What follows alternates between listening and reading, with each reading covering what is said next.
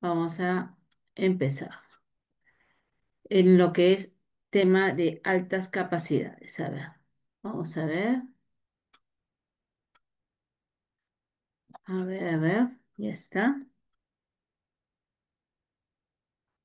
Ok, el propósito que nos reúne el día de hoy para el tema de altas capacidades, vamos a ver lo que son los conceptos, las características, este término que puede parecer diferente, un poco inusual, pero que es importante que lo tengamos en cuenta cuando hablamos de este tema tan interesante, colegas, sobre lo que es talento, superdotación, estrategias y finalmente, como siempre, casuística.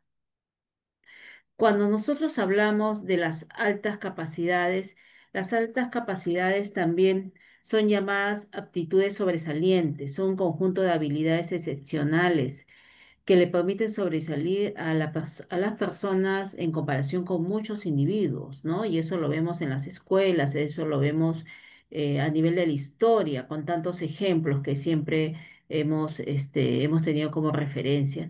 Y como dice ahí, las altas capacidades son una inteligencia muy superior a la media, están consideradas como una potencialidad, ¿no? De alguna manera se va dando cada vez de acuerdo a diferentes contextos, de acuerdo a diferentes situaciones, condiciones, cada caso es diferente, se va dando esa situación de potencialidad. Como dice ahí, en tal sentido no es una capacidad inamovible tampoco. ¿Por qué decimos esto? Porque muchos de los modelos explicativos que se enmarcan y que la han visto ustedes en la sesión anterior, como estamos hablando a nivel de los modelos explicativos socioculturales, modelos explicativos que podemos tener en cuenta para lo que es el rendimiento, el modelo explicativo de capacidades, cómo todo ello puede conllevar a que estas altas capacidades no se desarrollen como debería ser. Hay factores también, ¿no? Es importante tenerlo en cuenta. Y como dice ahí, sino que en tal sentido no es una capacidad inamovible, como decimos, sino que nacemos con un potencial determinado genéticamente que luego se verá potenciado o disminuido en función del ambiente social, escolar y familiar. ¿Por qué tengo al costado este triangulito? Porque de alguna manera el autor de este modelo explicativo de lo que es el talento, la superdotación, es Mons, que en 1992 nos habla que para que se dé todas estas potencialidades para las personas con estas altas capacidades, pues necesitan o está de alguna manera referido a lo que es el entorno, a lo que es la escuela, las amistades, la familia, cómo todo ello juega para que se pueda seguir dando ese talento, esa superdotación, ¿no? Entonces, es importante también tenerlo en cuenta. Dentro de las altas capacidades podemos encontrar los niños superdotados, talentosos, precoces, lo que hablamos los genios, ¿no? Los prodigios, la serie de términos que muchas veces vemos a nivel de la bibliografía. Y para esto, de todas maneras, hacer un recordar de cómo se expresa la alta capacidad, ¿no? Cómo se expresa la alta capacidad cuando nosotros decimos los términos sobredotación, genios, talentos, eminencias, prodigios, precocidad. Y como dice ahí, a lo largo de la historia ha habido una variabilidad de conceptos, ¿no?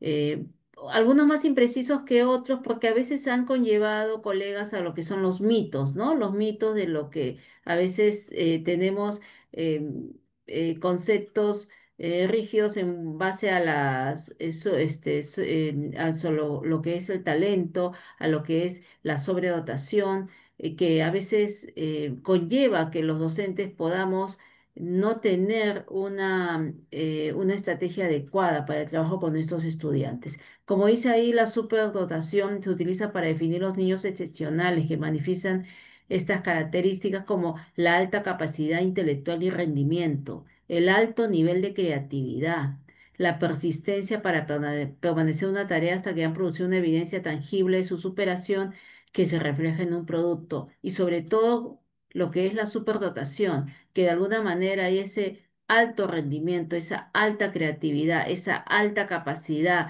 de pensamiento divergente, pues no solamente es un área, sino son diferentes áreas que podemos observar en estos estudiantes con esta condición excepcional, ¿no?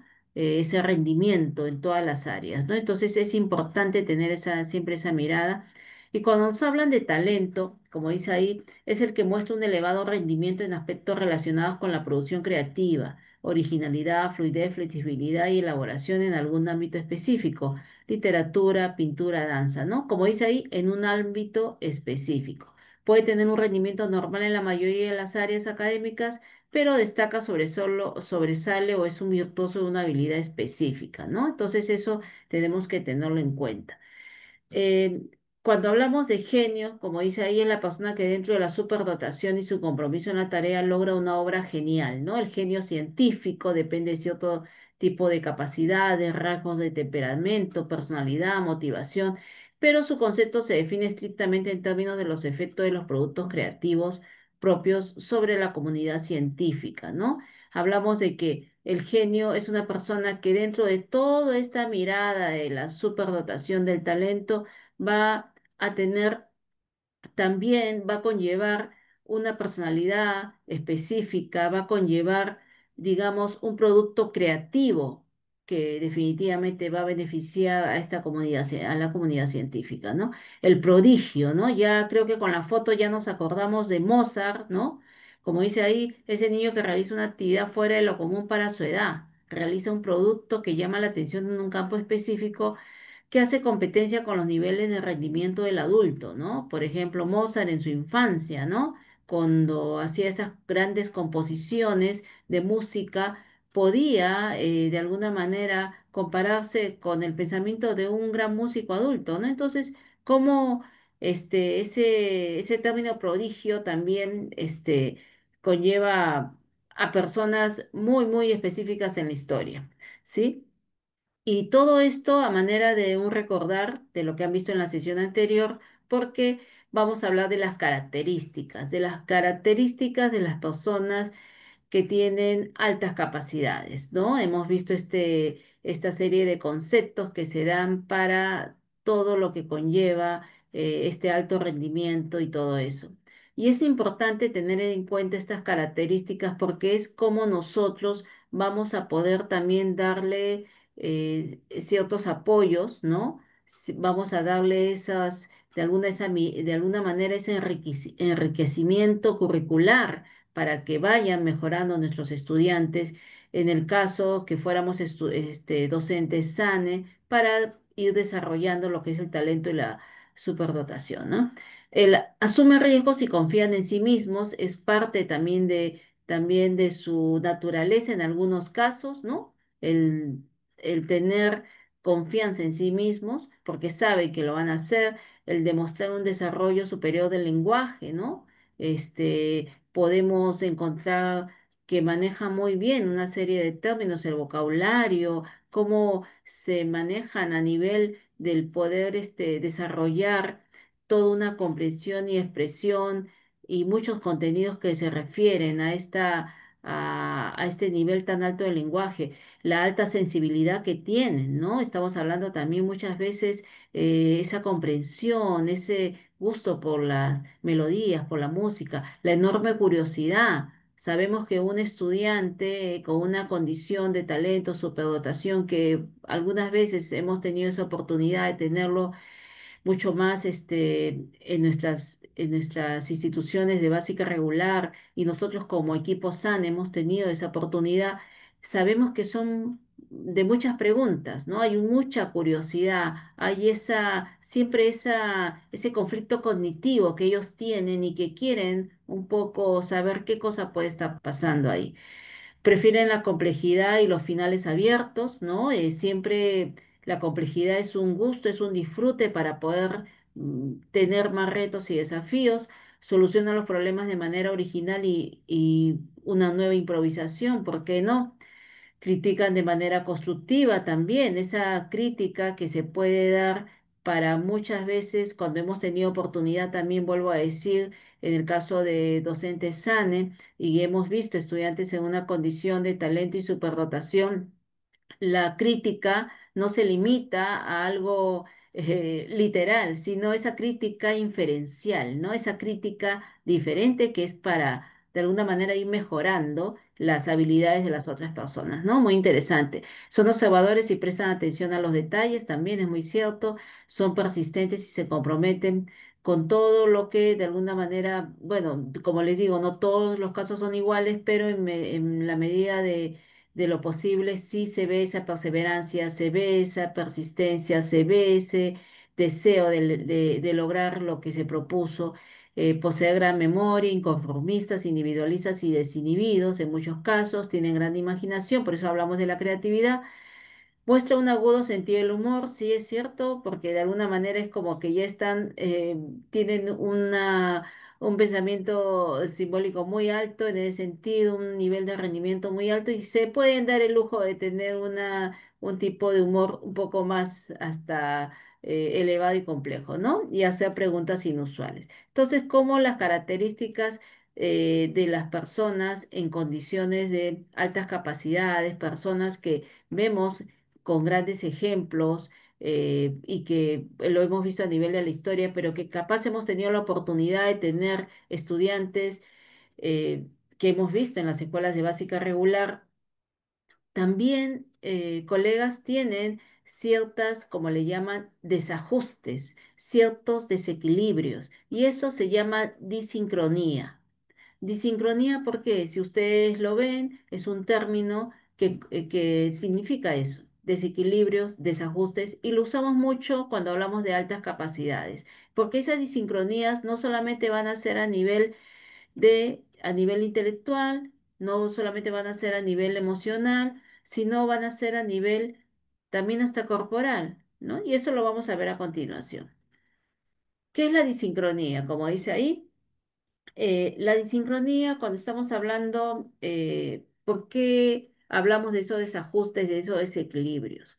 Porque dice, es importante hablar de sincronía porque constituye un factor de riesgo que puede aparecer en niños con altas capacidades. No va a pasar en todos, pero muchas veces los que hemos tenido esa oportunidad de ver a nuestros estudiantes por ahí talentosos o en superdotación, hemos observado esas disincronías, hemos observado esos desequilibrios, esos desajustes, ¿no?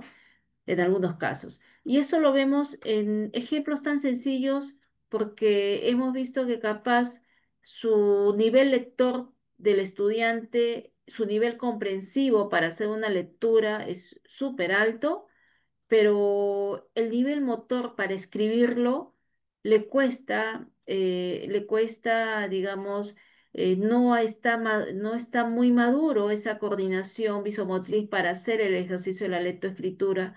Entonces vemos de que capaz la comprensión de ese texto, la comprensión del lenguaje, ese desarrollo del lenguaje es súper alto, pero a nivel de la misma escritura hay cierta inmadurez todavía a nivel motor. O sea, por eso decimos, hay desequilibrios, hay desajustes, y eso es importante que lo tengamos en cuenta los docentes, bueno, definitivamente los docentes que van a estar en la básica regular, con estudiantes con altas capacidades, pero mucho más nosotros, los equipos SANE, que a veces estamos dando orientaciones para que se vaya dando esa potencialidad en nuestros estudiantes, ¿no?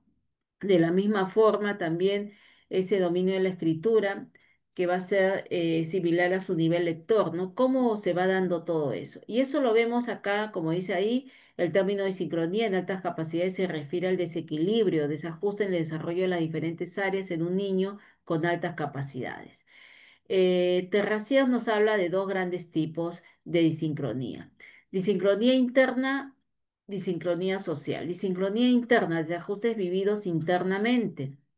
Todo lo que conlleva también la parte emocional, el solo hecho de la convivencia con familia, con escuela, también es importante tenerlo en cuenta, ¿no? Por toda digamos, esas emociones que se van dando en la persona con altas capacidades, la disincronía social entre el niño y los agentes del entorno. Y como dice ahí, porque esta pregunta, ¿no? ¿Por qué mi hijo con altas capacidades piensa como un niño de 10 años, pero siente como uno de 7 años, ¿no? Esa disincronía, esos desajustes que lo vamos a ver a continuación. La disincronía interna, ¿no? Cuando nos habla de disincronía interna, cómo a nivel de pensamiento, a nivel de razonamiento, a nivel psicomotor, pueden darse esos desajustes, esos desequilibrios. Como dice ahí, disincronía de inteligencia y psicomotricidad.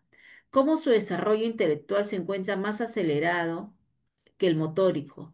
Pueden encontrar dificultades a la hora de escribir correctamente, aunque su inteligencia tenga ya las capacidades para hacerlo. Lo que estábamos hablando del ejemplo, ¿no?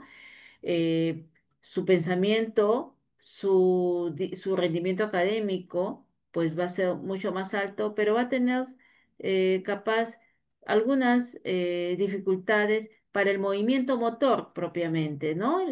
Porque estamos viendo que a nivel de coordinación visomotriz para un campo de lo que es la lectoescritura todavía no está maduro, ¿no? Entonces es importante tener en cuenta esas asincronías. Cuando hablamos de la disincronía del lenguaje y razonamiento, dice, como su capacidad de razonamiento va por delante de su capacidad de lenguaje, comprende más de lo que puede expresar, ¿no? Muchas veces no estamos hablando que todos los casos van a tener disincronías, no.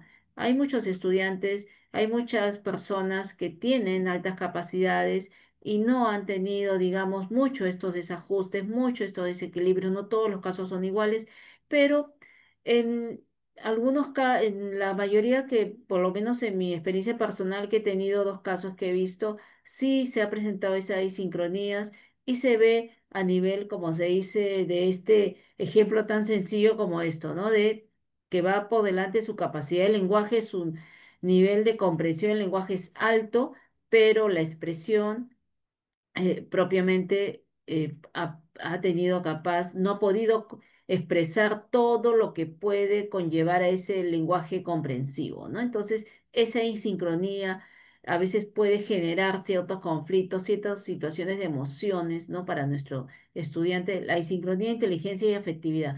Emocionalmente se trata de niños sensibles y vulnerables, derivando en reacciones de miedo o estrés. Incluso pueden adoptar el comportamiento de intelectualización como mecanismo de defensa para esconder su inmadurez, ¿no?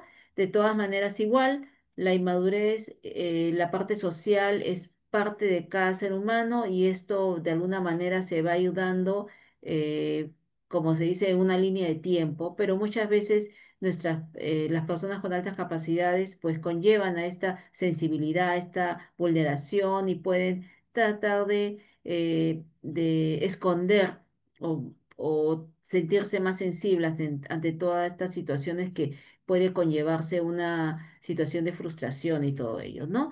La disincronía social, la disincronía entre el niño y la familia. La familia en ocasiones no se encuentra preparada para dar respuesta a las necesidades de sus hijos, tratando de ajustarse a lo que se espera para su edad, ¿no? Los mitos que siempre decimos, que mi hijo es inteligente en todo, mi hijo no necesita ayuda, mi hijo solo lo hace, ¿no? A veces esas disincronías, a veces las familias también tenemos que de alguna manera ir favoreciendo el desarrollo de estas potencialidades, ¿no? Muchos de nuestros estudiantes, cuando hemos tenido esta oportunidad de ver un estudiante con altas capacidades, necesitan también mucho esa parte emocional, ¿no? La disincronía entre el niño y sus compañeros, ¿no? Dice, entre su edad mental, la disincronía entre su edad mental y cronológica suele dificultar la forma de hacer amigos o de dirigirse a los demás, ¿no? Como la parte también emocional puede conllevar a que haya un desajuste, un desequilibrio si no, no va a tener esa posibilidad también puede ser muy inteligente, muy hábil, con mucho rendimiento académico, pero la parte emocional capaz todavía está inmadura, ¿no? La disincronía entre el niño y la escuela, seguir un ritmo por debajo del que sus capacidades demandan, puede hacer que la estudiante con altas capacidades desarrolle una inadecuada respuesta académica, ¿no? También, ¿no? El hecho de que las capacidades cómo se van dando y cómo nosotros a partir de el docente de la básica regular que favorezca estas potencialidades, pues puede hacer de que no esté yendo por el camino correcto, en este caso de enriquecimiento curricular o extracurricular, que muchas veces se llama como estrategia para lo que son las altas capacidades y puede estar ocasionándose una inadecuada respuesta académica. Y todo esto, lo que hemos hablado, ¿no? Cómo los riesgos en las disincronías, cuando no son bien abordados, cuando pueden generarse situaciones que no se desarrolle esas potencialidades de nuestros estudiantes y que es muy importante en la personalidad, en la sensibilidad, el ser perfeccionista, ¿no? Que puede ocasionar, como dice ahí, el estrés, que puede ocasionar apatía, que puede ocasionar esa falta de sentirse, muchas veces sentirse solo, de pensar esos mitos de que él solo lo puede todo, entonces, cómo esa mirada también puede hacer que no se desarrolle académicamente todo lo que podría hacer ese estudiante, ¿no? Y llegar como se dice, a tener un gran rendimiento, como es lo que todos queremos. Y las necesidades educativas van a ir desde lo que es la enseñanza adaptada a sus necesidades y ritmo de aprendizaje, variedad de actividades de aprendizaje, ¿no? Como el grado de dificultad, la abstracción, la extensión del trabajo en un grupo de clase puede todo ello conllevar a que se vaya favoreciendo este nivel cognitivo, este nivel de superdotación, este nivel de talento, acceso a recursos educativos adaptados a sus intereses y capacidades. Las actividades de aprendizaje deben suponer retos intelectuales, ¿no? Lo que nosotros muchas veces también, cuando hemos tenido oportunidad de ver el trabajo en la básica regular, lo que son los aprendizajes basados en proyectos, ¿no? El descubrimiento, la investigación, cómo todo eso conlleva a que nuestro estudiante se sienta también diferente y que más que todo diferente en cuanto a que es un pensamiento divergente, ¿no? Queremos un estudiante que siempre tenga retos, que un estudiante que sea creativo, que un estudiante que tenga una respuesta diferente, ¿no? Entonces, ¿por qué? Porque a partir de eso es que también vamos haciendo que sea mucho más de mayor disfrute esa clase. Acordémonos que muchos de nuestros estudiantes con altas capacidades, pues, van a hacerlo definitivamente todo mucho más rápido, van a estar de alguna manera sintiéndose pues como que muchas veces no se da respuesta a lo que ellos quieren, ¿no? Entonces es importante cómo el aprendizaje basado en proyectos también es una buena estrategia para el trabajo con altas capacidades. Permitir que el estudiante con altas capacidades participe en la planificación y evaluación de sus actividades también, ¿no? Eso es crucial. La aceptación y confianza de lo que le rodea para fortalecer su autoconcepto y autoestima positiva, ¿no? Como hemos dicho y hemos hablado de las disincronías, es importante que siempre se dé esta situación emocional, siempre se dé estos apoyos a nivel de todo lo que es la parte socioafectiva, porque es como nuestro estudiante, como cualquier persona que puede ser muy hábil, que puede ser muy inteligente, que puede tener mucho rendimiento académico, pero si no damos esa seguridad personal y no vemos esa inteligencia emocional, pues va a ser mucho más difícil que desarrolle sus potencialidades, ¿no? El estimular su potencial y analizar sus debilidades como posibilidades de mejora también es un gran ejercicio con ellos. Trabajar la inclusión con sus pares para fortalecer el sentimiento de pertenencia a grupo, ¿no? Lo que hablábamos de la disincronía muchas veces que tenemos también con los mismos compañeros, ¿no? El hecho de que ellos se sienten algunas veces diferentes porque también conlleva a que son personas con altas capacidades, pero al nivel de la parte emocional todavía están un poco inmaduros, ¿no? Considerando las posibles sincronías, debemos trabajar las habilidades sociales y la inteligencia emocional como la asertividad, la escucha activa, la tolerancia, la frustración. Y esto sí es importante, colegas, que tengamos en cuenta porque a veces se da digamos, muchas ideas erróneas, ¿no? Que por lo menos los docentes, cuando hemos conversado con docentes de básica regular para poder dar orientaciones, lo tenemos, ¿no? En la cabeza, lo tenemos, digamos, como mitos, y es importante ir desterrando todo ello, ¿no? Dice tienen una buena conducta y no son problemáticos, ¿no? Creo que eso también puede ser en algunos casos, pero muchas veces, por lo menos en el caso de estudiantes que siempre buscan ese pensamiento diferente, siempre la creatividad, siempre, digamos, están siempre teniendo una idea de que se tiene que cumplir lo que ellos consideran, a veces puede generar como respuesta para el mismo trabajo del docente ciertos problemas a nivel de lo que ellos consideran, ¿no? Entonces, más que todo, no es que sea una línea, digamos, homogénea, no. Como se dice, en lo diferente está la riqueza y ellos también tienen todas esas posibilidades, como hemos hablado, ese pensamiento agudo, esas formas de poder tener esa curiosidad más allá de lo común, ese pensamiento divergente, ¿no? Siempre buscando, viendo y por qué esto, por qué tal cosa. Y eso también, pues, es parte también de sus características y es bueno tenerlo en cuenta. A veces no es parte, no es una situación de que se diga, ah, son estudiantes talentosos, no son estudiantes que sean problemáticos, no, porque a veces puedan estar pasando también situaciones emocionales y también esto se conlleva eso, ¿no? No requieren de ayuda porque ya son inteligentes. Muchas veces tenemos esas ideas erróneas, ¿no? Ellos solos lo hacen, ellos prácticamente, si realizan la actividad, la realizan, pero no hay necesidad digamos, de programar otra cosa más, porque ellos inclusive lo pueden hacer, pueden ir ayudando a sus compañeros, pueden ellos hacerlo todo, pero no hay esa situación de apoyo cuando nosotros sí necesitamos que darles apoyos. Hablamos de estrategias, pongamos cuando hablamos de actividades extracurriculares, ¿no? Cuando hablamos actividades, decimos algunos proyectos de trabajo que podamos hacerlos con los estudiantes, ¿no?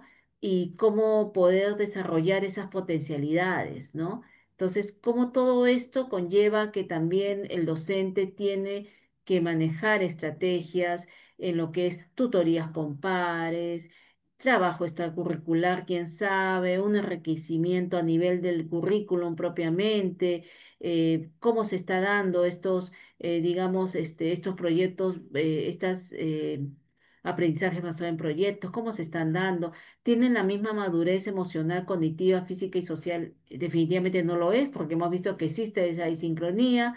Siempre tienen la respuesta correcta, no necesariamente es así, porque hemos hablado de que hay desajustes, hay desequilibrios algunas veces, eh, son fríos y no les gusta mostrar afecto, definitivamente no, tampoco no lo es, no les gusta jugar porque prefieren leer o investigar, no necesariamente son niños, niñas, jóvenes que van a desarrollar su vida tal cual, pero que van a tener ciertas aficiones, ciertos disfrutes en alguna actividad X y todo ello, pero no necesariamente va a ser en todo lo que nos podemos plantear, ¿no? Es una variedad de posibilidades para poder desarrollar ese pensamiento académico, ¿no? Sus actitudes sobresalientes siempre son atendidas en el ámbito familiar, ¿no?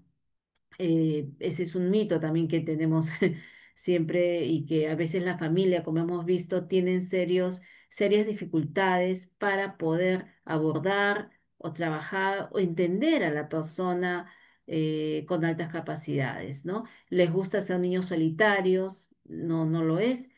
Sus actitudes sobresalientes no requieren ser identificadas porque florecerán solas, definitivamente no lo es, ¿no? Entonces son mitos que a veces son concepciones erróneas que a veces podemos tener, pero que hemos visto en estas disincronías que conllevan muchas condiciones para que se vaya desarrollando estas altas capacidades.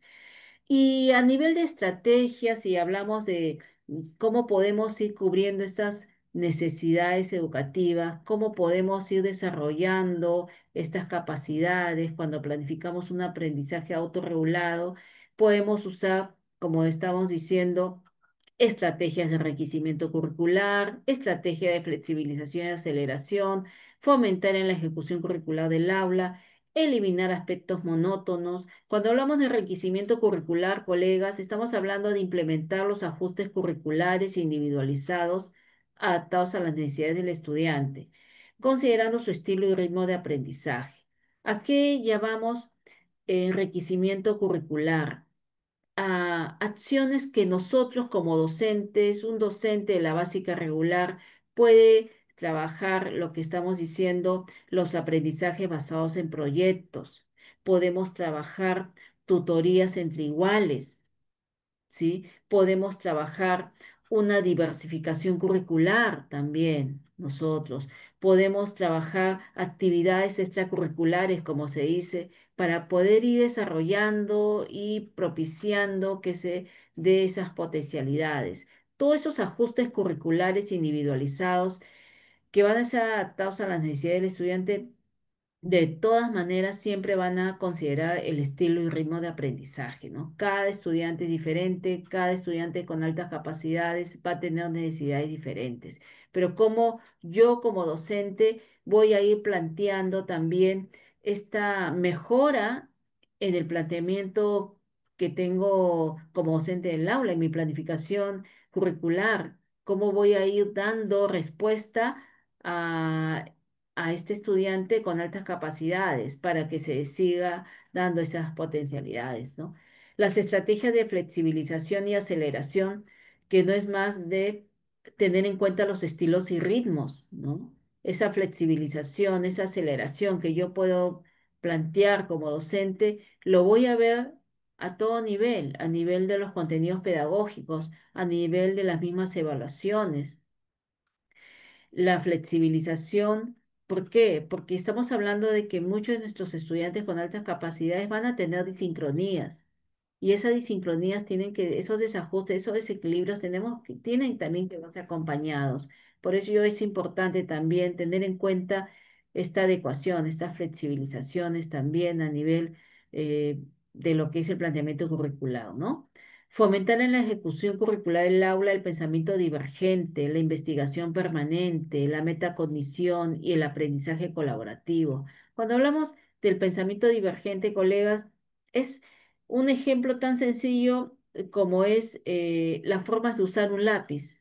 Cuando hablamos de un pensamiento divergente, nuestros estudiantes con altas capacidades capaz no solamente va a dibujar con el lápiz, va a construir una torre va a construir torres con el lápiz, va a hacer música con el lápiz, ¿no? Un pensamiento divergente, todo lo que puede darle un uso diferente.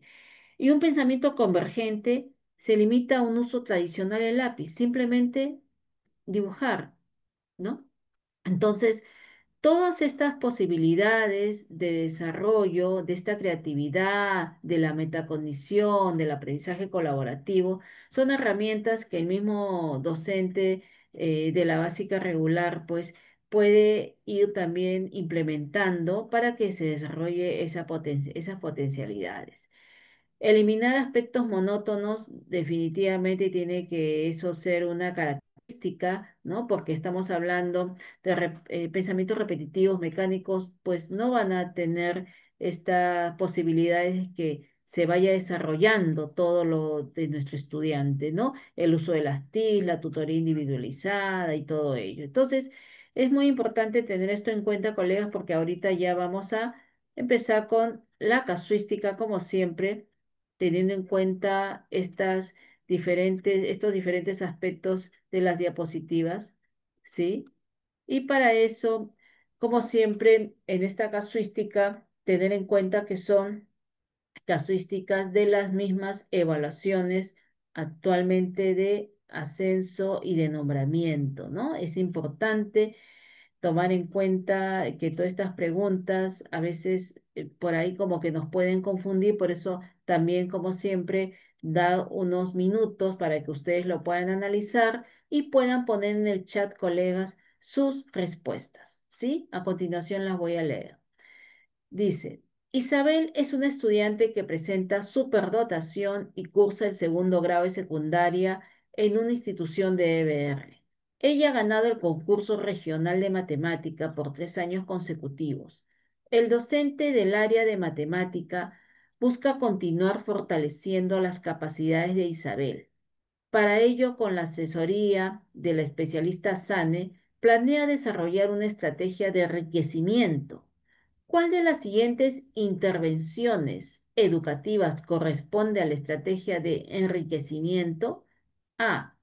El docente establece un nivel de competencia curricular que Isabel podría lograr a partir de sus conocimientos y capacidades.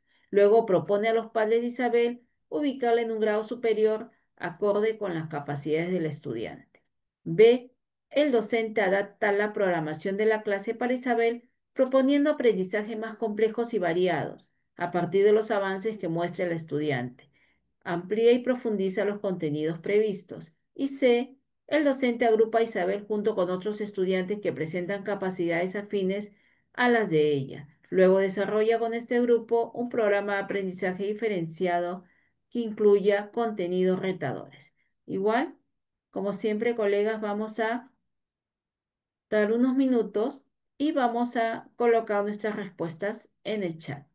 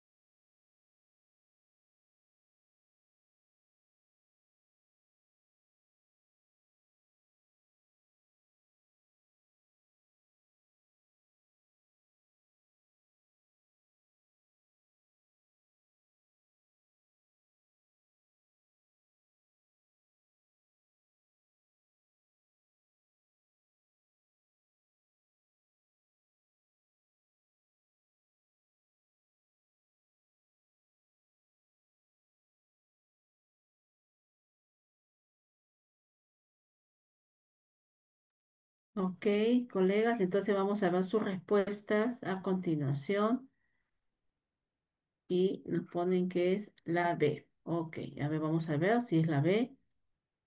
Sí, efectivamente es la B. Como dice ahí, Isabel es una estudiante que presenta superdotación y cursa el segundo grado de secundaria en una institución de EBR. Ella ganó el concurso regional de matemática por 3 años consecutivos. El docente del área de matemática busca continuar fortaleciendo las capacidades de Isabel. Para ello, con la asesoría del especialista SANE, planea desarrollar una estrategia de enriquecimiento, ¿no? ¿Cuál de las siguientes intervenciones educativas corresponde a la estrategia de enriquecimiento? Y decimos que es la B. Dice, el docente adapta la programación de la clase para Isabel. Ya nos está diciendo, adapta la programación de la clase para Isabel, proponiendo aprendizajes más complejos y variados, ¿no? Está diversificando a partir de los avances que muestra el estudiante. Amplía, a partir de los avances que muestra el estudiante, amplía y profundiza los contenidos previstos, ¿no? Ya nos está diciendo definitivamente todo lo que es la estrategia de enriquecimiento. En el caso de la A, no, porque dice, es un trabajo con la familia, ¿no? Dice, el docente establece un nivel de competencia curricular que Isabel podría lograr a partir de sus conocimientos y capacidades, luego propone a los padres de Isabel ubicarla en un grado superior acorde con las capacidades del estudiante, ¿no? Porque estamos hablando de que prácticamente el enriquecimiento curricular es el trabajo de esa diversificación, ese trabajo individual, esa es, como dice ahí, el ampliar los contenidos o profundizar los contenidos previstos para que se desarrolle esas altas capacidades, ¿no? En el caso de la C, el docente agrupa a Isabel junto con otros estudiantes que presentan capacidades afines a las de ella, luego desarrolla con este grupo un programa de aprendizaje diferenciado y que incluya contenidos retadores, digamos, estamos hablando un trabajo ahí, estamos hablando, pero a nivel de grupo, a nivel de lo que es trabajo, puede hablarse hasta tutoría entre iguales, ¿no? Es una estrategia, pero no es propiamente lo que estamos hablando, como es propiamente solamente el trabajo con la misma estudiante, ¿no?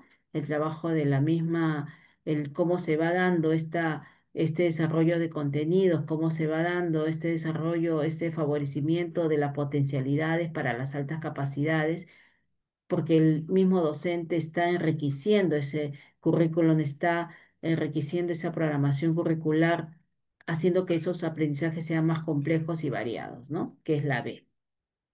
Vamos a pasar a la número 2. Dice, Susi es una estudiante que presenta superdotación y cursa el sexto grado de primaria en una institución de EBR. Con apoyo del especialista del SANE, la docente prevé para Susi desempeños más complejos que los esperados para el sexto grado, sin que ello implique cambiarla de grado. ¿A qué tipo de intervención educativa responde la estrategia prevista por la docente? A. Aceleración. B. Agrupamiento. O C. Enriquecimiento. Igual, damos unos minutos.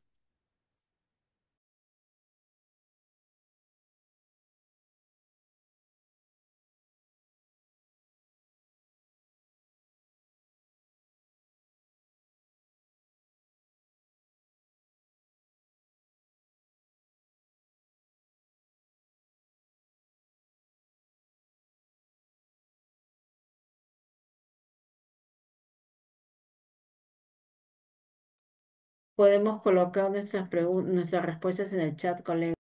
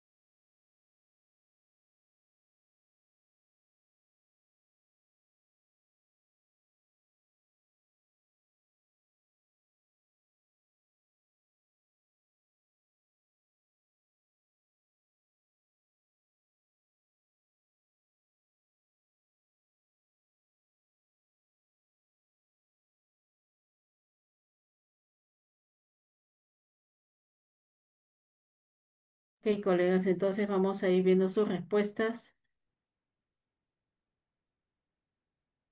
Ya, muy bien. A ver, vamos a ver si lo es. Y, a ver, dice. En el caso, dice, Susi es una estudiante que presenta superdotación y cursa el sexto grado de primaria en una institución de EBR con apoyo del especialista del SANE. La docente prevé para Susi desempeños más complejos que los esperados para el sexto grado, sin que ello implique cambiarle de grado.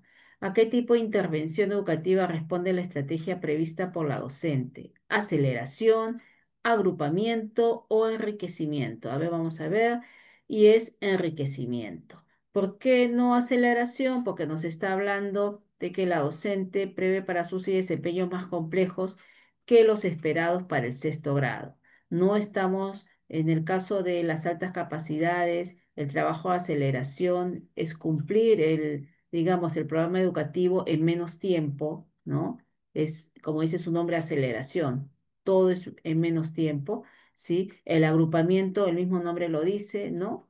Un trabajo también entre pares, ¿no? Que se puede ir dando, pero esto es definitivamente enriquecimiento, ¿no? Nos lo está diciendo prácticamente en esta pregunta, ¿no?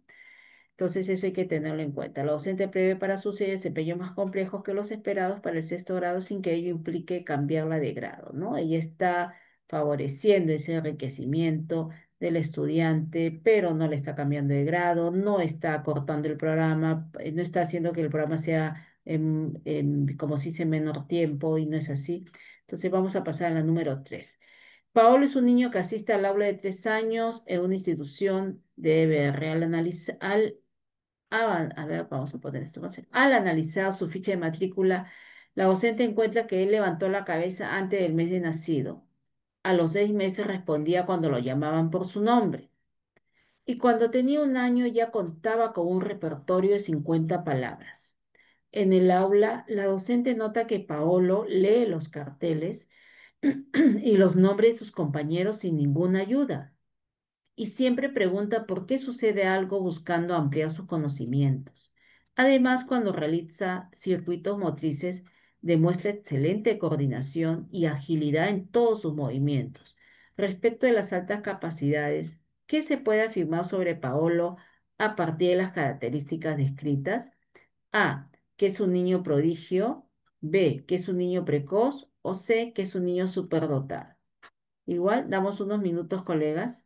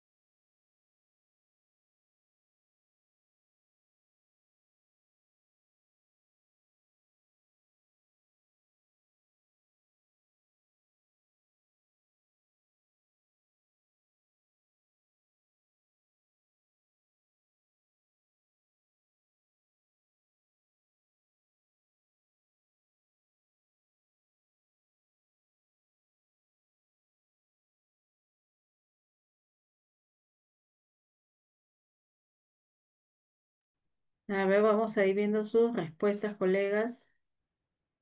Y nos dicen la B. A ver. Dice, Paolo es un niño que asiste al aula de 3 años de una institución de EBR. Al analizar su ficha de matrícula, la docente encuentra que él levantó la cabeza antes del mes de nacido. A los 6 meses respondía cuando lo llamaban por su nombre y cuando tenía 1 año ya contaba con un repertorio de 50 palabras en el aula. La docente nota que Paolo lee los carteles y los nombres de sus compañeros sin ninguna ayuda y siempre pregunta por qué sucede algo buscando ampliar sus conocimientos. Además, cuando realiza circuitos motrices demuestra excelente coordinación y agilidad en todos sus movimientos. Respecto de las altas capacidades, ¿qué se puede afirmar sobre Paolo a partir de las características descritas? Y vamos a ver.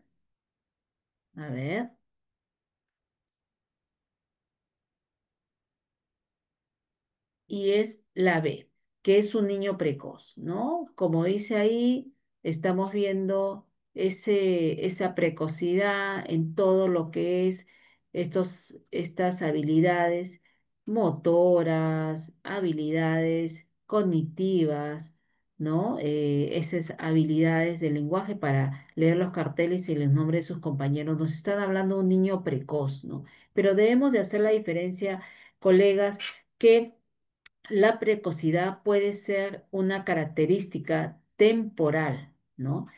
Mientras que las altas capacidades son una condición más estable, ¿no? Hablar del talento, hablar de la superdotación, no todo, no es una situación de que vaya a darse como que una condición va a reflejar a la otra, o sea, que si es un niño precoz va a ser un niño superdotado, una persona superdotada, una persona talentosa. La precocidad no es una condición para que se dé la superdotación, ¿no? Tengamos eso en cuenta.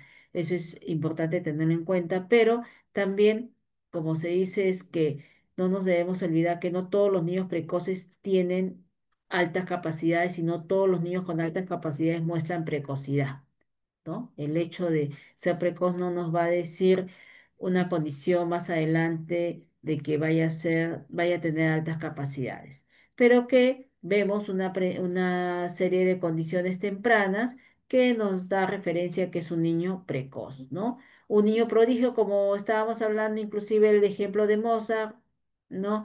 Un niño superdotado, no, porque estamos hablando una condición más estable, estamos hablando de condiciones que si fuera el ejemplo para un niño un poquito más mayor, ¿no? Eso tendríamos que tenerlo en cuenta. Lucas es un estudiante de 7 años que presenta superdotación y asiste al segundo grado de primaria a una institución de EBR. Él aprende con mucha facilidad, tiene iniciativa y por lo general es el primero en terminar las actividades propuestas en la clase. ¿Qué acción es pertinente que realice la docente para atender las características de Lucas? A. Cuando Lucas termine las actividades enmarcadas en el propósito de la sesión, brindarle una nueva actividad de mayor complejidad y con diferente propósito. B. Cuando Lucas termine las actividades enmarcadas en el propósito de la sesión, brindarle una nueva actividad de mayor complejidad y alineada al propósito. C. Cuando Lucas termine las actividades enmarcadas en el propósito de la sesión, brindarle una nueva actividad relacionada a propósito y vinculada con el apoyo a sus pares. A ver, igual vamos a dar unos minutos, colegas.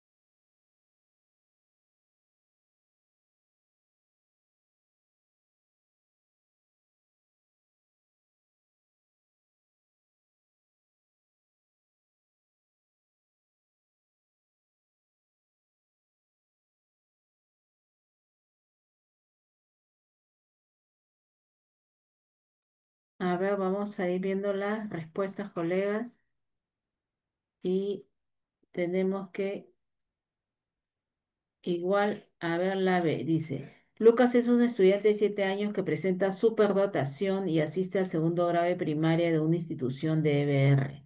Él aprende con mucha facilidad, tiene iniciativa y por lo general es el primero en terminar las actividades propuestas en la clase. ¿Qué acción es pertinente que realice la docente para atender las características de Lucas? A. Cuando Lucas termine las actividades enmarcadas en el propósito de la sesión, brindarle una nueva actividad de mayor complejidad y con diferente propósito. B. Cuando Lucas termine las actividades enmarcadas en el propósito de la sesión, brindarle una actividad de mayor complejidad y alineada con el propósito. Y C. Cuando Lucas termine las actividades enmarcadas en el propósito de la sesión, brindarle una nueva actividad relacionada al propósito y vinculada con el apoyo a sus pares. Y vamos a ver cuál es la respuesta. A ver.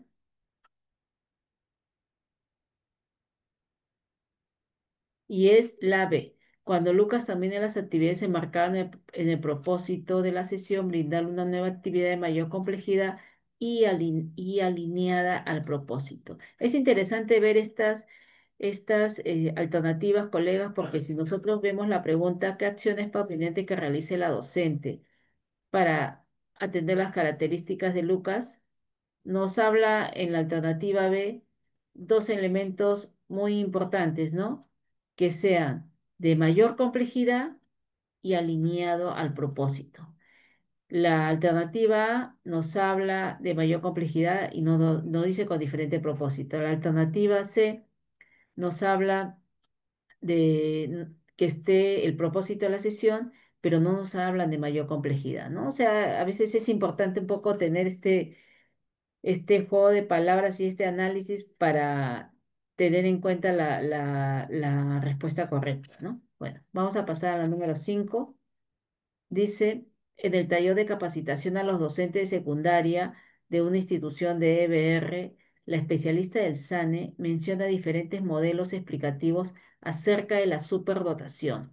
¿Cuál de las siguientes afirmaciones mencionadas en el taller corresponde al modelo explicativo propuesto por Frank Mons?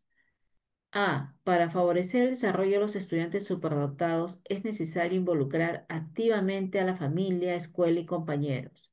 B. Para favorecer el desarrollo de los estudiantes superdotados es necesario plantearles tareas retadoras que estimulen su creatividad. O C. Para favorecer el desarrollo de los estudiantes superdotados es necesario aprovechar sus experiencias cotidianas en diferentes contextos. Igual, damos unos minutos, colegas.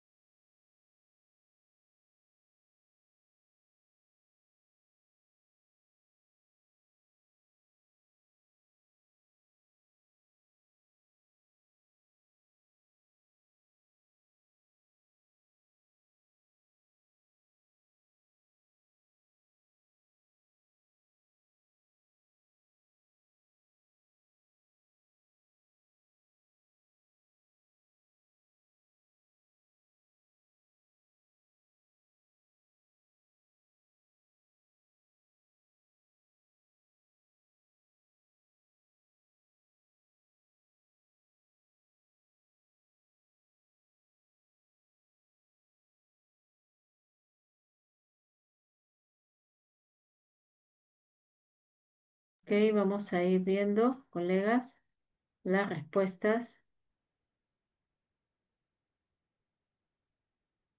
A ver, no dicen la. A ver, vamos a ver. Dice. En el taller de capacitación a los docentes secundarios de una institución de EBR, la especialista del SANE menciona diferentes modelos explicativos acerca de la superdotación. ¿Cuál de las siguientes afirmaciones mencionadas en el taller corresponde al modelo explicativo propuesto por Frank Motz, ¿no? A, para favorecer el desarrollo de los estudiantes superdotados es necesario involucrar activamente a la familia, escuela y compañeros. B, para favorecer el desarrollo de los estudiantes superdotados es necesario plantearles tareas retadoras que estimulen su creatividad, o para favorecer el desarrollo de los estudiantes superdotados es necesario aprovechar sus experiencias cotidianas en diferentes contextos. Y a ver, vamos a ver cuál es.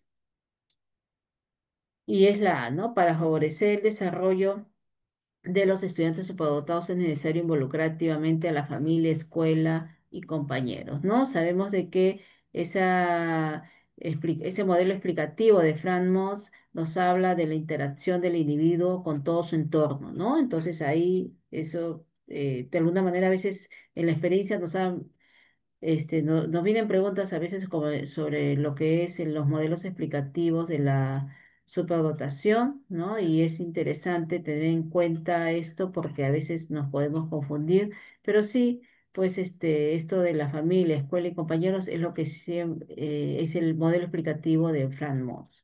Vamos a continuar con la número 6. Dice, Mirella es una estudiante de 13 años que presenta superdotación y asiste al aula de tercer grado y secundaria en una institución de EBR con el propósito de promover que la estudiante siga desarrollando sus capacidades. La especialista del SANE conversa con los docentes del tercer grado y les menciona lo siguiente. Considerando las características de Mirella, sería conveniente realizar adaptaciones en la programación curricular de las áreas.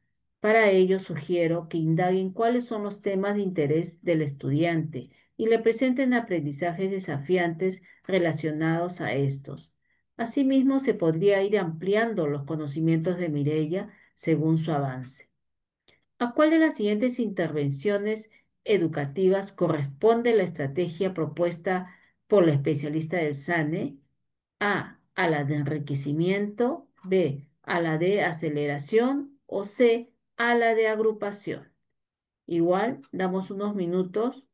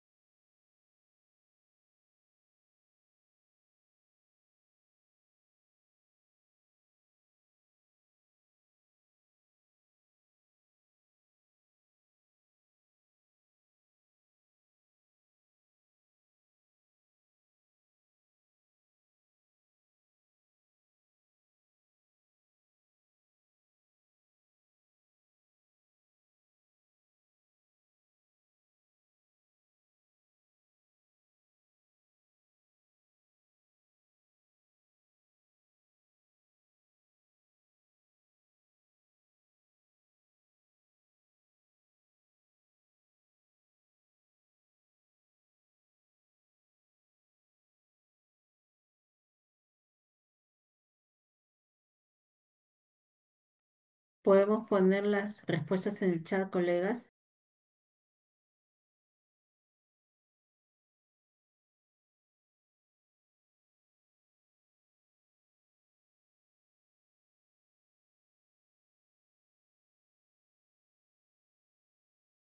A ver, vamos a ir viendo las respuestas.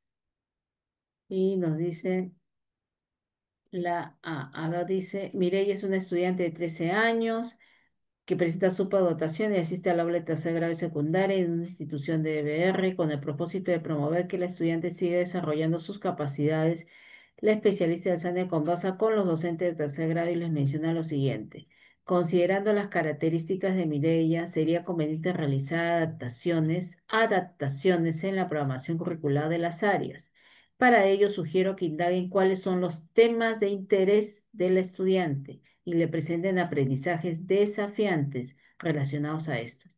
Asimismo, se podría ir ampliando los conocimientos de Mireia según su avance. ¿A cuál de las siguientes intervenciones educativas corresponde la estrategia propuesta por la especialista del SANE? Y vamos a ver cuál es.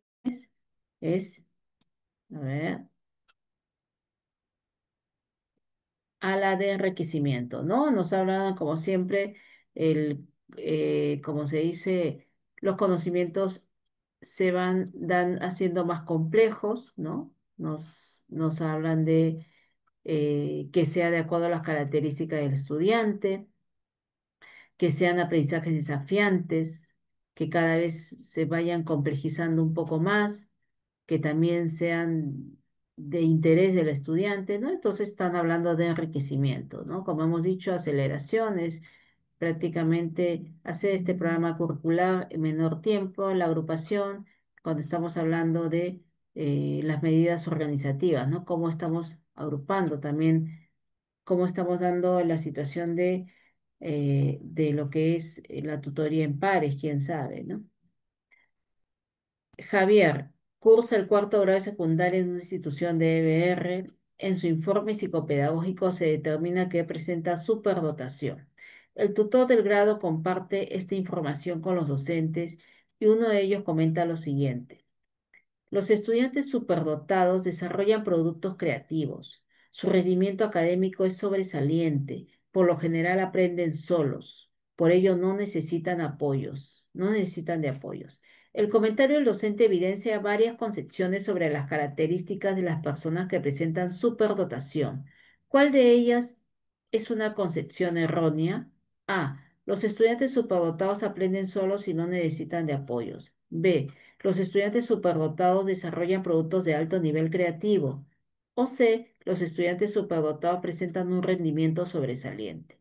Igual, vamos colocando las preguntas, las respuestas en el chat. No nos olvidemos que estas preguntas son sacadas de las evaluaciones últimas de ascenso y nombramiento, colega.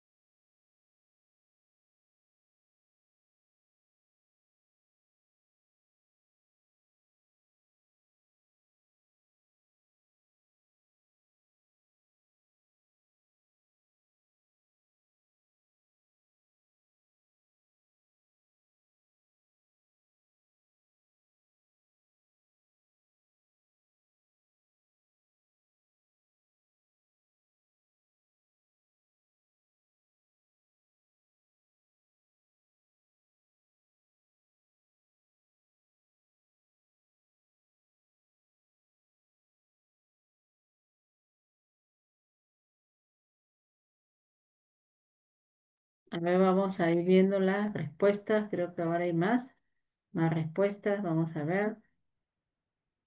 Ok, entonces ahí vemos que es la A. Dice, Javier cursa el cuarto grado de secundaria en una institución de EBR. En su informe psicopedagógico se determina que presenta superdotación. El tutor del grado comparte esta información con los docentes y uno de ellos comenta lo siguiente. Los estudiantes superdotados desarrollan productos creativos. Su rendimiento académico es sobresaliente. Por lo general aprenden solos, por ello no necesitan de apoyos. El comentario del docente evidencia varias concepciones sobre las características de las personas que presentan superdotación. ¿Cuál de ellas es una concepción errónea? Ahí vamos a ver. ¿Cuál? A ver, vamos a ver la respuesta. Y es la A. Los estudiantes superdotados aprenden solos y no necesitan de apoyos, ¿no? Creo que es evidente ahí con todo lo que hemos hablado sobre lo que se da también este acompañamiento, el solo hecho de entenderlos más a nuestros estudiantes con altas capacidades, ¿no? Porque pueden tener mucho rendimiento académico, pueden tener muchas habilidades, pero siempre tiene que darse ciertas adecuaciones, ciertas formas de llegar a ellos, ¿no? Tanto de la familia, de la escuela, ¿no? Entonces, esa es la concepción errónea. Los estudiantes superdotados aprenden solos y no necesitan de apoyo, ¿no? Vamos a ver la número 8.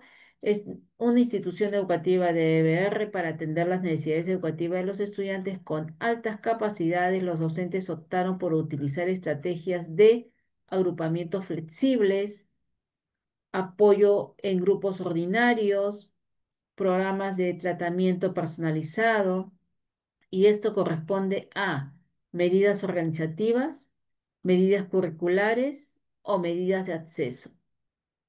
Igual, damos unos minutos.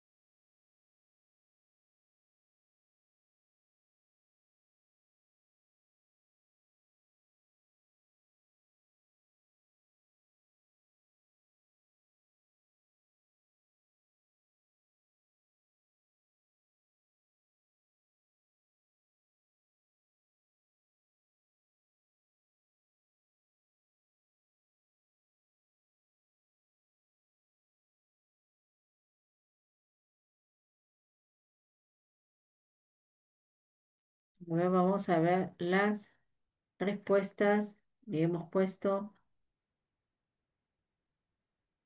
Ya, la letra A dice, en una institución educativa de EBR para atender las necesidades educativas de los estudiantes con altas capacidades, los docentes optaron por utilizar estrategias de agrupamiento flexibles, apoyo en grupos ordinarios, programas de tratamiento personalizado.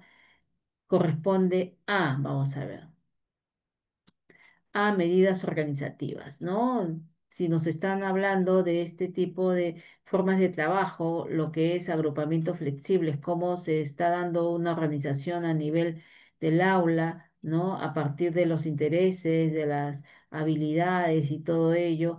El apoyo en grupos ordinarios, ¿no? Cómo se va dando capaz un trabajo de tutoría también de parte de este estudiante, ¿no? Hacia los demás, los programas de tratamiento personalizado también, cómo de alguna manera este trabajo individualizado nos puede dar resultados, y todas estas formas corresponde a lo que son las medidas organizativas, ¿no? Medidas curriculares, no, porque no estamos hablando del currículo propiamente, como tampoco las medidas de acceso, no es, ¿no?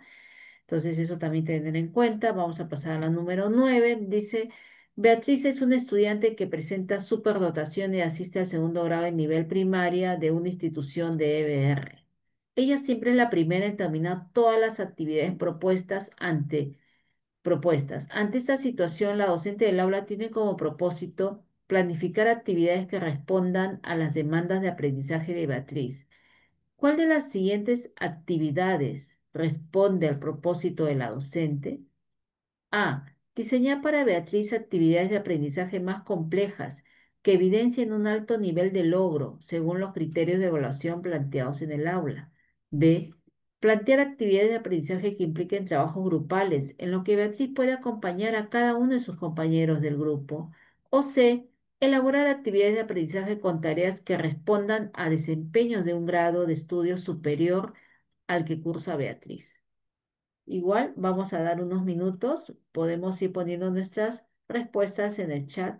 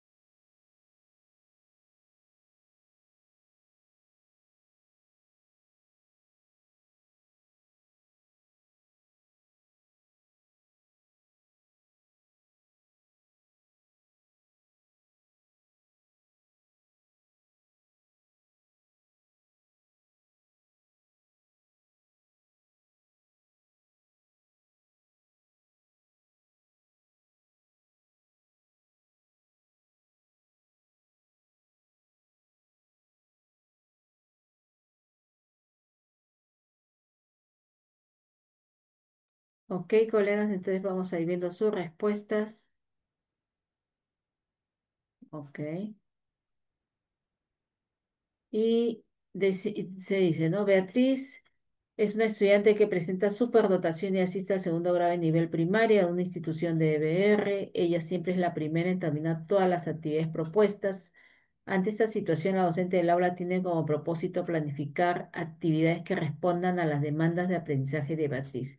¿Cuál de las siguientes actividades responde al propósito de la docente? Ahí vamos a ver cuál es la alternativa correcta y es la A. Dice, diseñar para Beatriz actividades de aprendizaje más complejas que evidencien un alto nivel de logro según los criterios de evaluación planteados en el aula, ¿no?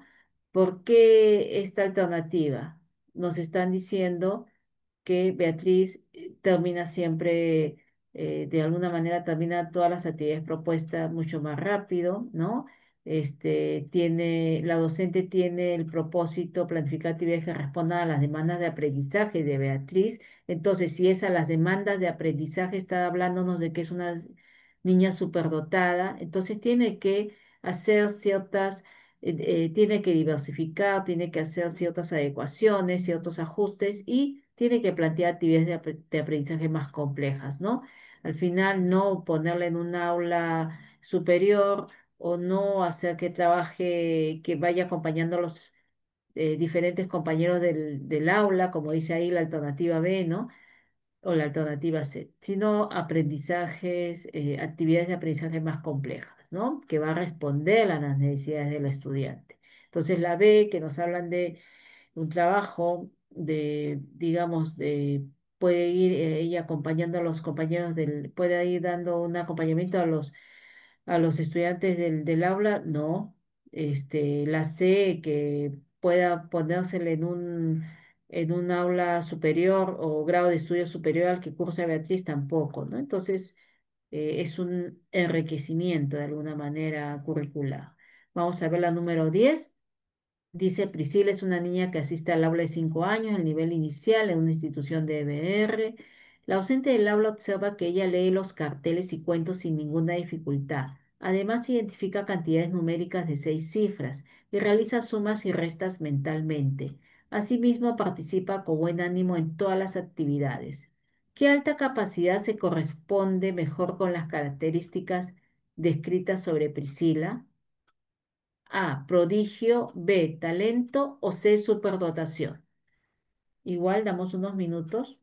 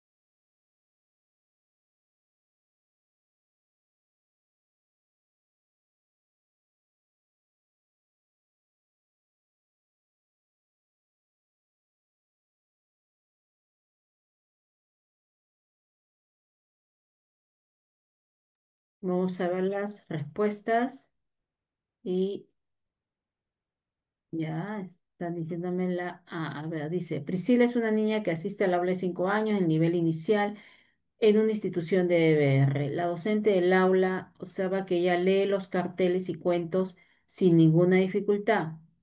Además, identifica cantidades numéricas de 6 cifras y realiza sumas y restas mentalmente. Asimismo, participa con buen ánimo en todas las actividades. ¿Qué alta capacidad se corresponde mejor con las características descritas sobre Priscila? Ahí vamos a ver. Y es superdotación. ¿Por qué?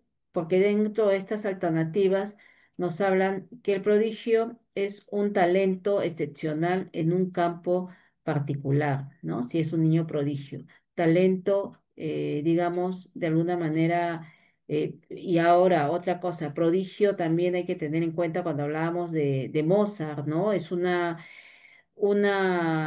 manifestación que se puede dar a nivel de una capacidad en las matemáticas, en la música, en las ciencias, en el arte, pero que puede ser comparado con una persona adulta de gran conocimiento, ¿no? Prodigio. El talento, estamos hablando de una alta capacidad en un aspecto académico específico, pero a la superdotación estamos hablando de que es de alguna manera en todo.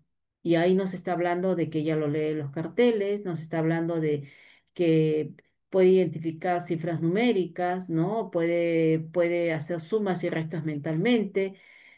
Bueno, y nos habla también algo más que participa con buen ánimo en todas las actividades, ¿no? Entonces entra lo que es superdotación. A ver, vamos a hacer rapidito la número 11. Dice... Juana, Betty y Pedro son docentes de una institución de EBR. Ellos se encuentran conversando sobre Milagros, un estudiante que presenta superdotación y ha sido derivada a la institución educativa. El siguiente es un fragmento del diálogo que entablan los docentes. Juana dice, creo que Milagros se va a integrar muy bien en nuestra escuela. Los estudiantes que presentan superdotación suelen ser muy curiosos y originales. Siempre están haciendo preguntas. Eso va a enriquecer la participación de sus compañeros. Betty dice, sí, yo también creo que será bueno recibir a Milagros. De hecho, va a ser todo un reto. Los estudiantes superdotados tienden a realizar muy bien sus tareas y a mejorar las propuestas que se les dan. Son muy perfeccionistas, por ello debemos demostrar que somos docentes competentes para darles una atención adecuada.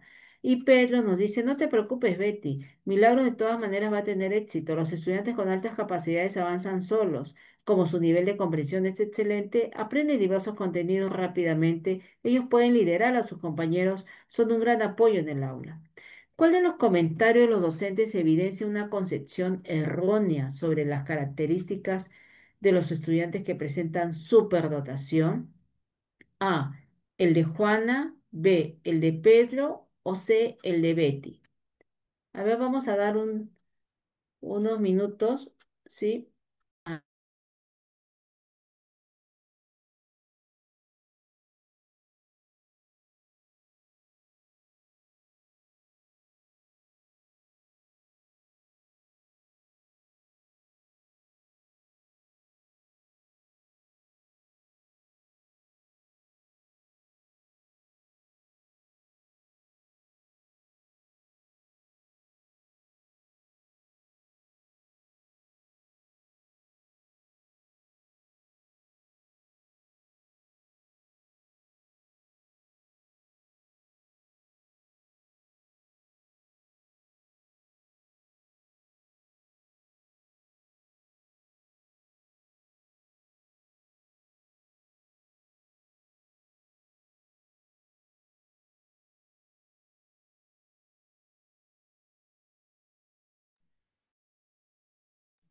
Vamos a ver sus respuestas, colegas, y nos dicen ustedes que es B. A ver, dice Juana, Betty y Pedro son docentes de una institución, ellos se encuentran conversando sobre Milagros, una estudiante que presenta superdotación y ha sido derivada de la institución. El siguiente es un fragmento del diálogo que hablan los docentes.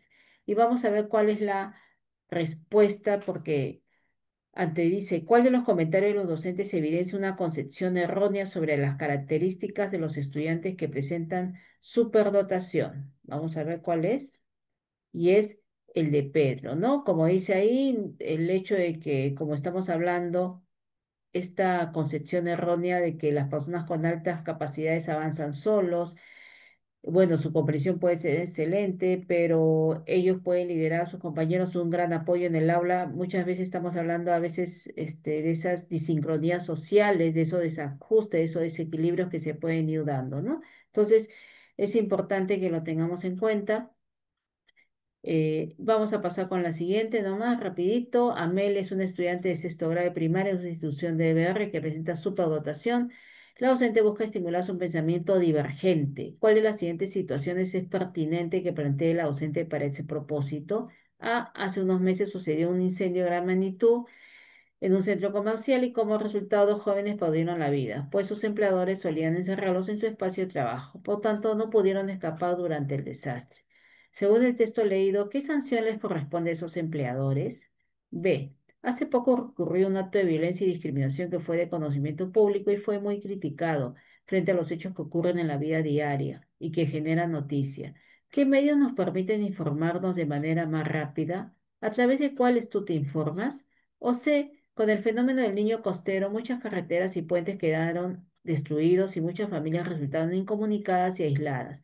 A partir de la información compartida en clase, si tuvieran la oportunidad de proponer soluciones, ¿qué plantearías? A ver, vamos a ver cuál sería, la A, la B o la C, si estamos hablando de pensamiento divergente.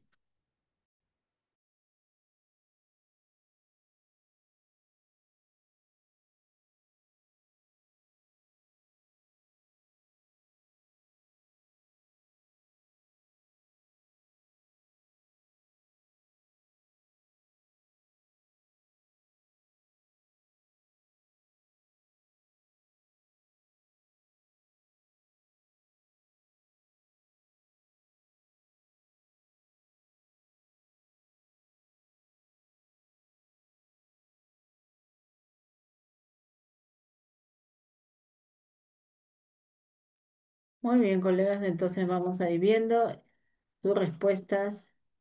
La C, muy bien, ahí a ver, vamos a ver cuál es la A. Y es la C, ¿no?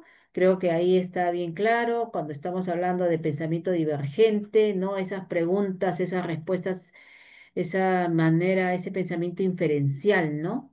Esa lectura inferencial que muchos de nuestros estudiantes con altas capacidades lo tienen y que de alguna manera tenemos que ir desarrollando ese pensamiento, ¿no? Entonces, bueno, eso ha sido el poder trabajar con ustedes, colegas. Solamente no olvidarse de que el día martes tienen clases, es lo que me han hecho, me han dicho que les diga. Pues sí, de todas maneras, muchas gracias por el espacio y el tiempo.